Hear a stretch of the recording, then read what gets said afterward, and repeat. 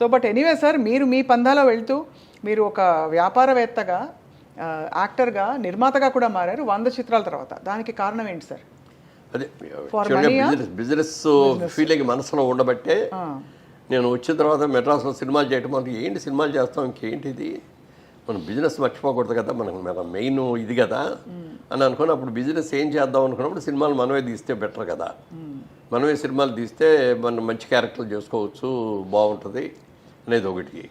తర్వాత అదేవిధంగా సినిమా ప్రొడక్షన్తో పాటు 2 డిస్ట్రిబ్యూటింగ్ కంపెనీల్లో, ఒకటి హైదరాబాద్లో ఒక డిస్ట్రిబ్యూటింగ్ కంపెనీ, విజయవాడలో ఉండే ఒక డిస్ట్రిబ్యూటింగ్ కంపెనీలో షేర్ హోల్డర్గా జాయిన్ అయ్యాను. అప్పుడు నాతో పాటు నేను ఒక్కడే కాదు, కృష్ణ గారు జాయిన్ అయ్యారు, సోమన్ బాబు గారు జాయిన్ అయ్యారు, దాసర్ గారు జాయిన్ అయ్యారు, అందరూ కూడా ఇందులో ఇట్లో జాయిన్ అయిన వాళ్ళే. కానీ వాళ్ళందరూ ఆ కంపెనీ బాగాలేదని చెప్పి ఒక్కరికాళ్ళు ఎవరికాళ్ళే డ్రాప్ అయిపోయారు, కంపెనీ నుంచి బయటకు వెళ్ళిపోయారు. నేను ఆ కంపెనీలో నాకు షూటింగ్, నాకు అసలు ఆ కంపెనీలో వాళ్ళ ఆఫీస్కి వెళ్ళి కూర్చోవడం కానీ ఎప్పుడు కూడా జరగలేదు నాకు. ఎప్పుడో సంవత్సరానికి ఒకసారి ఎప్పుడు బాగుంది బాబు మన కంపెనీ అయినా ఆయన చెప్తే అలాగే అండి అనేవారు తప్ప ఎక్కడ ఏ రోజున ₹1 ఇదిగో లాభం వచ్చింది ఈ సంవత్సరం మీరు తీసుకోండి అని కూడా ఇవ్వలేదు. తర్వాత ఇట్లా జరిగింది అని తెలిసిన తర్వాత చాలాసార్లు ఆయన దగ్గరికి లేవండి నా అకౌంట్ తెలిసేయండి సార్, నేను విత్డ్రా అవుతాను కంపెనీ నుంచి అంటే, అదే బాబు నేను అకౌంట్ చేస్తామని చెప్పి చేయలేదు, ఆయన చనిపోయారు. చనిపోయిన తర్వాత ఆ కంపెనీ మీద ఉన్న అప్పులన్నీ నా మీదకి వచ్చారు. నాకేంటి సంబంధమే, మీరెవరో నాకు తెలియదు, నేనెవరో మీకు తెలియదు, మీరు నా దగ్గరికి వచ్చారండి, మీరు కంపెనీలో పార్ట్నర్ కదండి, మరి మీరే తెలుసాలి మాట్లాడితే నిజమేనండి, అది కంపల్సరీ మన మీద ఆ బాధ్యత పడుతుంది.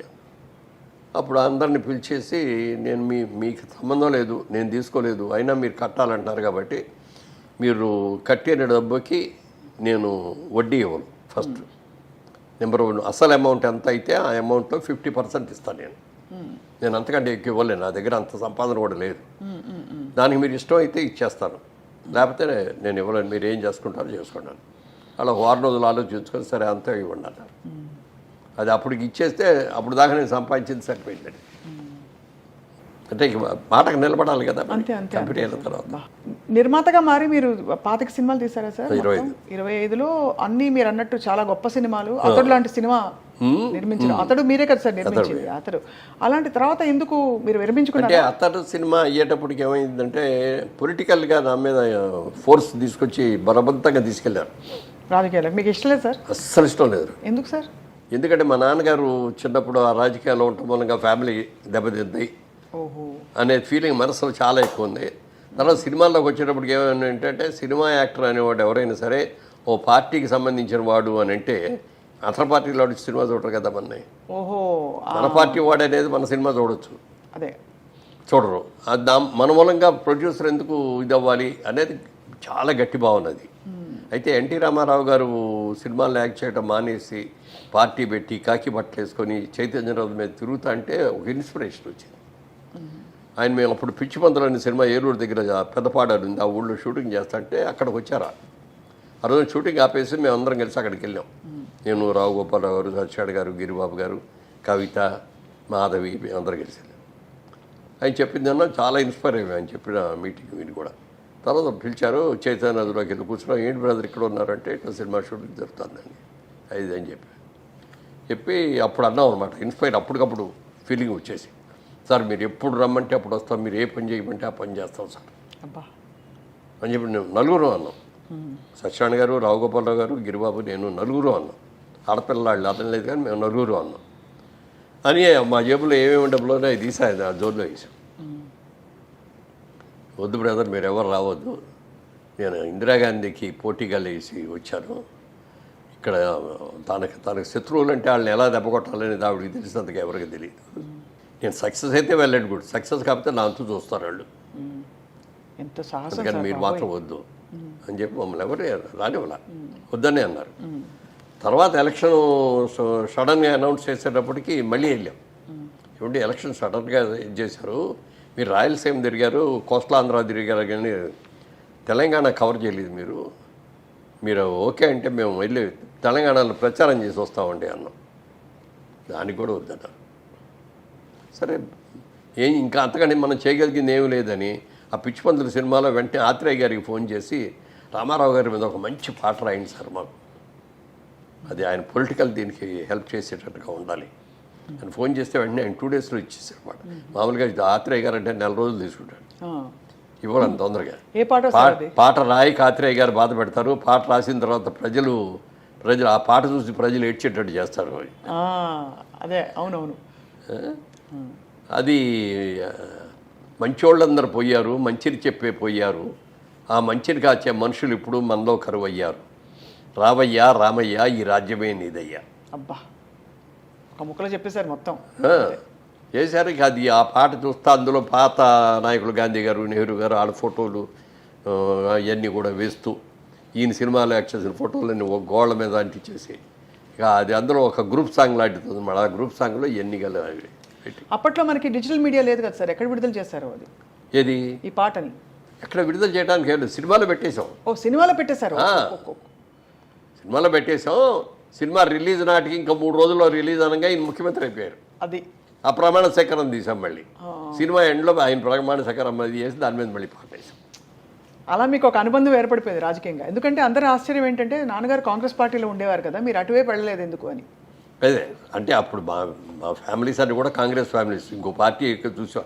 ఆ రోజుల్లో కాంగ్రెస్ను కమ్యూనిస్టు అంతే ఉండేవి, మిగిలిన ఏమి ఉండేవి కాదు. అవును, జనసంఘం అది భోజన సంఘం అది ఇది అంటే ఎవరు తప్ప దానికి కూడా ఏమి ఉండేది కాదు. అదే సార్. కానీ రాజకీయాల్లో ఉన్నంతకాలం ఒక టర్మ్ ఎంపీగా చేశారు, ఒక టర్మ్ మీరు గెలవలేదు. కానీ ఉన్నంతకాలం కొంత ఎంజాయ్ చేశారా? కనీసం ఎంజాయ్ చేయడం అంటే ఇష్టపడ్డారా? దానికి ఏంటంటే ఎంజాయ్మెంట్ ఎవరైనా ఫీల్ అయ్యేది అంటే పక్కన అటు గన్మెన్స్ ఉంటారు. ఒకలాగానే ఎంపీ గారు వచ్చారు, లేకపోతే ఎమ్మెల్యే గారు వచ్చారు, మంత్రి గారు వచ్చారు, తప్పకుండా ఆ ఆర్టిఫిషియల్ అది మనకి ఎట్లాగో ఉంది. సినిమా యాక్టర్గా మనకు ఉంది. అవును కదా, అవును అంతే. మనకి వాళ్ళు కొత్తగా దాని రాజకీయాల్లోకి వెళ్ళటం మూలంగా నేను ఎంపీ అవటం మూలంగా నాకు వచ్చేది కొత్తగా వచ్చింది ఏమీ లేదు. నా గన్మెన్లు కూడా వద్దన్న, నిజానికి నా గన్మెన్లు పెడితే గన్మెన్లు పంపించాను. పంపించేస్తే ఆ ఎస్పీ గారు వార్నింగ్ ఇచ్చారు వాళ్ళకి.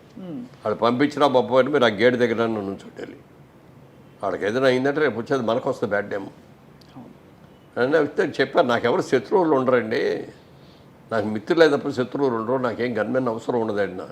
లేదు జనాల్లోకి వెళ్ళేటప్పుడు ఉండాలి అంటే అప్పుడు ఫైనల్గా ఏం చేస్తానంటే రాజమండ్రిలో ఉన్నంత వరకే గన్మెన్. మళ్ళీ నేను హైదరాబాద్ వచ్చినా, విజయవాడ వెళ్ళినా, ఢిల్లీ వెళ్ళినా ఎవరు కూడా నో గన్మెన్స్ అని అలా చేశాను. అలా మీరు అంటే రాజకీయ ప్రయాణం వీటితో పాటు రియల్ ఎస్టేట్లో మీరు అడుగు అదే రియల్ ఎస్టేట్ అంటే ఇందాక మీరు అడిగిన సగంలో ఆగిపోయింది. అతని తర్వాత ఎందుకు సినిమా తీయలేదన్నారు కదా. సినిమా ఇక అయిన తర్వాత అనుకోకుండా రామారావు గారు ఒక రోజున పిలిచి ఎంపీకి పోటీ చేయి అని చెప్పి అన్నారు రాజమండ్రికి. ఏమిటి సార్ మీరు అన్నీ త్యాగం చేసి వచ్చారు, మీలాగా నేను అన్నీ త్యాగం చేసి రాలేను, ఇక్కడ పిల్లలు సెటిల్ అవ్వలేదు, నేను సెటిల్ అవ్వలేదు, నేను రాలేనంటే. లేదు బ్రదర్ బాగుంటుంది మీరు రండి అన్నాడు. నాకు 4 రోజులు టైమే ఉండదు సార్, 4 రోజుల తర్వాత చెప్తానని 4 రోజుల తర్వాత కూడా వెళ్ళి ఏమి ఓకేనా అన్నారు వెళ్ళగానే. లేదు సార్ ఏమనుకోవద్దు, క్షమించండి సార్, నేను రాలేను, మీలాగా త్యాగం చేసి రాలేనండి అన్న. No it's all right brother okay అన్నాడు. తర్వాత 15 ఏళ్ళ తర్వాత చంద్రబాబు నాయుడు గారు పట్టుకున్నారు. ఆ రోజున రమ్మంటే రాలేదు, నువ్వు సెటిల్ అవ్వలేదు, నువ్వు బిజినెస్లోనే సెటిల్ అయ్యారు, నీ పిల్లలు కూడా పెళ్ళి వెళ్ళిపోయి వాళ్ళు సెటిల్ అయ్యారు, రా అంట కూర్చున్నారు. నాకు ఇంట్రెస్ట్ లేనప్పుడు ఎందుకంటే నన్ను ఇబ్బంది పెడతారు, వద్దండి అని చెప్పేసి ఇంటికి వచ్చాను. ఇంటికి వచ్చేస్తే అప్పుడు కోటేశ్వర శివప్రసాద్ గారు నిన్ను కమ్మపాటి రామ్మోహన్ గారిని ఇద్దరు పంపించి మీరు ఏం చేస్తారో తెలియదు, అతను ఒప్పించి తీసుకురండి, మనకు రాజమండ్రిలో క్యాండిడేట్ లేడు, సరైన క్యాండిడేట్, ఆయన అయితే గ్యారంటీ గెలుస్తాడు, మళ్ళీ వచ్చి కూర్చొని చెప్తాను. నాకు వద్దండి, నా మాట వినండి అంటే. అంటే కోటేశ్వర ప్రసాద్ గారు అంటే నాకు మంచి ఫ్రెండు, చాలా ఇష్టం, చాలా మంచి వ్యక్తి, అద్భుతమైన వ్యక్తి ఆయన కూడా. ఆయన ఫైనల్లో ఒకసారి మాట అన్నాడు, మురళీమోహన్ గారు మీ గురించి నేను మంచిగా కోరుకుంటాను కదా, చెడు కోరుకోను కదా, మీరు బిజినెస్లో సక్సెస్ అయ్యారు, సినిమాల్లో సక్సెస్ అయ్యారు, పిల్లలు కూడా సెటిల్ అయ్యారు, రాజకీయంగా కూడా మీరు ఇదైతే బాగుంటుంది, ఒక ఎంపీగా ఢిల్లీలో కూడా పార్లమెంట్లో కూర్చోవడం చేయటం ఈ స్టేచర్ కూడా పెరుగుద్ది అది చెప్పి కన్విన్స్ చేశాడు. ఆ కన్విన్స్కి కూడా ఒక 5 గంటలు బట్టి ఆఫ్టర్ 5 hours ఒక వీక్ మూమెంట్లో సరేనండి అని. ఎలక్షన్ 15 రోజులు ఉండగా వెళ్ళారు. అక్కడికి వెళ్ళిన తర్వాత ఏం చేయాలో ప్రచారం ఎలా చేయాలో నాకు తెలుసు. Already Telugu Desam party every year ప్రచారం చేస్తూనే ఉన్నారు. అందుకని ప్రచారం చేయటం నాకు తెలుసు. కానీ బూత్ కమిటీలు ఏంటి, బూత్లు ఎట్లా, ఓట్లు వేసేవాళ్ళు ఎట్లా, ఏది ఇవన్నీ తెలియదు. ఏదో కింద మీద పడ్డాం. 7 కాన్స్టిట్యున్సీస్ ఉంటాయి మాకు పార్లమెంట్లో. 7లో 6 గెలిచా, 1 ఓడిపోయింది. ఆ ఒకటి ఇక్కడ ఈ 7 వచ్చి 6 వచ్చిన మెజారిటీ అంతా కూడా కొట్టుకుపోయింది అందులో. అది కూడా చిన్న మ్యాజిక్ చేశారని తర్వాత తెలిసింది. అప్పుడు సెంట్రల్ గవర్నమెంట్ స్టేట్ గవర్నమెంట్ కూడా కాంగ్రెస్ వచ్చేస్తుంది. అవును, ఆ టైంలో ఇక్కడ రాజశేఖర రెడ్డి గారు ఆయన ఫోన్ చేసి ఇద్దరు కలెక్టర్లకి మీరేం చేస్తారో తెలియదు, నాకు అక్కడ ఉండవల్లి కావాలి. నా మీద కోపం కాదు, ఆయన మీద ప్రేమ ఆయనకి నాకు అతను ఉండాలి, నాకు ఎంపీగా గోల్మలై. అంటే నాకు వెస్ట్ గోదావరి 3 కాన్స్టిట్యున్సీలు, ఈస్ట్ గోదావరిలో 4 కాన్స్టిట్యున్సీస్. వెస్ట్ గోదావరి 3నేమో ఏలూరులో కౌంటింగ్ జరుగుద్ది, ఈస్ట్ గోదావరి ఏమో కాకినాడలో జరుగుద్ది. ఇక్కడ ఏం జరుగుతుందో అక్కడ తెలియదు, అక్కడ ఏం జరుగుతుంది ఇక్కడ తెలియదు. ఆ పరిస్థితిలో ఫైనల్లోకి వచ్చాడు, గెలిచాడు అంతల్లా 1700 ఓట్లతో ఓడిపోయారు అని చెప్పొచ్చు. సరే అప్పుడు వచ్చింది నాకు కూడా కోపం అంటే పౌరుషం. జీవితంలో ఎక్కడ మనం ఫెయిల్ అవ్వలేదు, ఇక్కడ ఎందుకు ఫెయిల్ అయ్యాం మనం అని అనుకొని ఏమన్నా జరిగింది ఫెయిల్ అయ్యాం.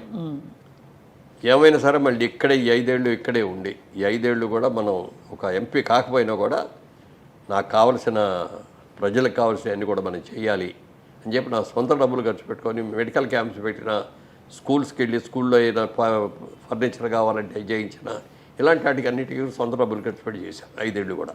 మొత్తంగా 7 కాన్స్టిట్యున్సీస్ తిరిగేవాడిని. అదే నెక్స్ట్ ఎలక్షన్స్లో అదే కాన్స్టిట్యూన్సీలో 1,75,000 మెజార్టీతో గెలిచింది. హయ్యెస్ట్ మెజార్టీ ఇన్ తెలుగుదేశం నాదే.